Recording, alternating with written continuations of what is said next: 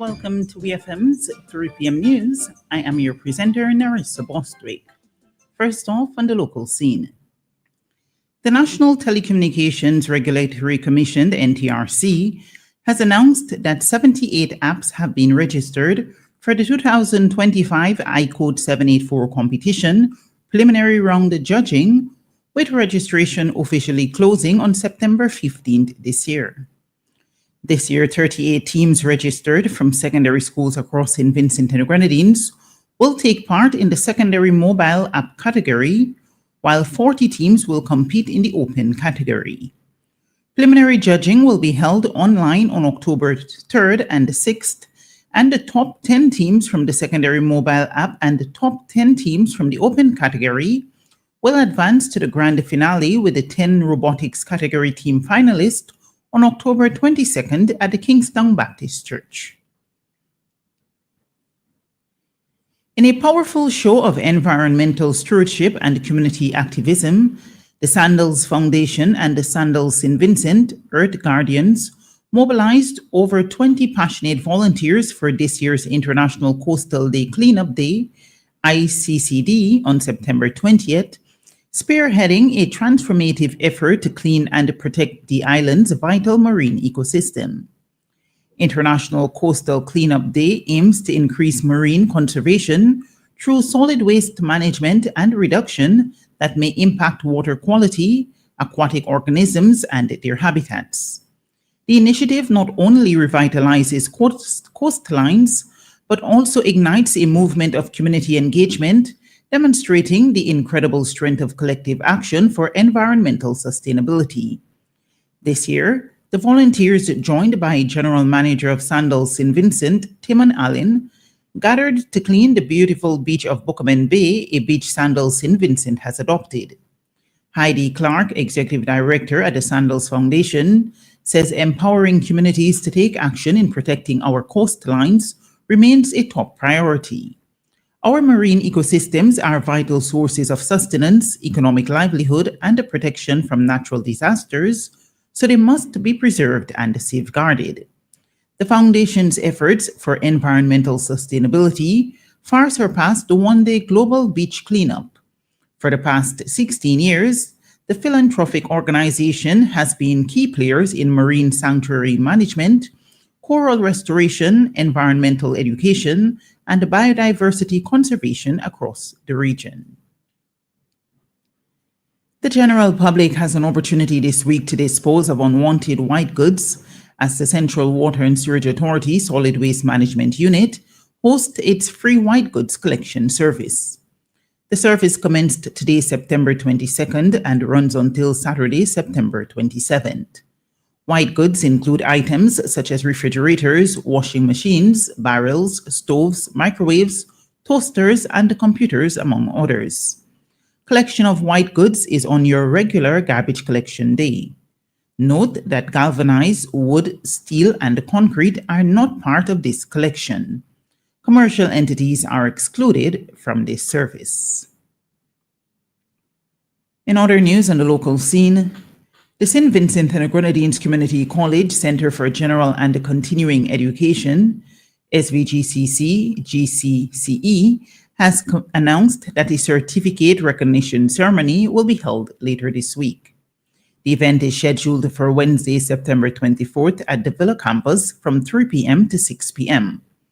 This event will celebrate the achievements of participants who have successfully completed the CGCE's short courses and college access program, Pathways to Success CAPS training programs. The ceremony will recognize the hard work, dedication, and commitment of the participants, marking a significant milestone in their educational journeys. This occasion serves as an important step in promoting lifelong learning and professional development within the community. The ceremony will feature a presentation of certificates to the graduates, along with brief remarks from distinguished guests. The Center for General and Continuing Education extends a warm invitation to all stakeholders, partners, and members of the public to join in recognizing the accomplishments of these dedicated learners. On to regional news. A number of employees from mainly the Accounts Department of the Guyana Elections Commission are being questioned by the police over $5 million belonging to the commission that has been discovered missing. In a brief statement, Crime Chief, Deputy Commissioner of Police Wendell Blanham, confirmed the investigation to News Source. He said the employees are assisting the police in relation to a report of simple larceny involving the sum of approximately $5 million, which is the property of GECOM. He would offer no other comment. Officials at the Guyana Elections Commission are tight-lipped on the missing money, but one senior official has confirmed that a full internal investigation is also being conducted. The official said upon completion of the investigation, GECOM will likely issue a statement. News Source understands that the probe was launched after several discrepancies were uncovered with a large sum of money that had moved through the Commission's Accounts Department. The investigations were launched over the weekend, with the police being immediately contacted. The Customs Anti-Narcotics Unit CANU in Guyana has announced the arrest of one person after its agents disrupted an attempt to load 146.9 pounds of cocaine onto an Amsterdam-bound KLM flight at the Cheddi Jagan International Airport at Timehri. The cocaine was found in 53 plastic-wrapped parcels stashed at the bottom of a unit load device, which is used to load cargo and luggage onto an aircraft. Details of the suspect were not released, but CANU said its agents acted on information received and carried out the operation at the Cheddi Jagan Airport on Saturday as the KLM aircraft was being prepared for its departure. Last year, 3 staffers at the airport were arrested and charged during an attempt to load a suitcase packed with cocaine onto a London-bound British Airways flight. CANU has been conducting a number of operations to curb drug trafficking with the assistance of local and international counterparts. And finally in the news at this hour, the strongest storm of the year so far has descended on the northern Philippines with destructive winds and torrential rain, prompting evacuations of thousands of people and preparations in nearby Hong Kong, Taiwan, and mainland China.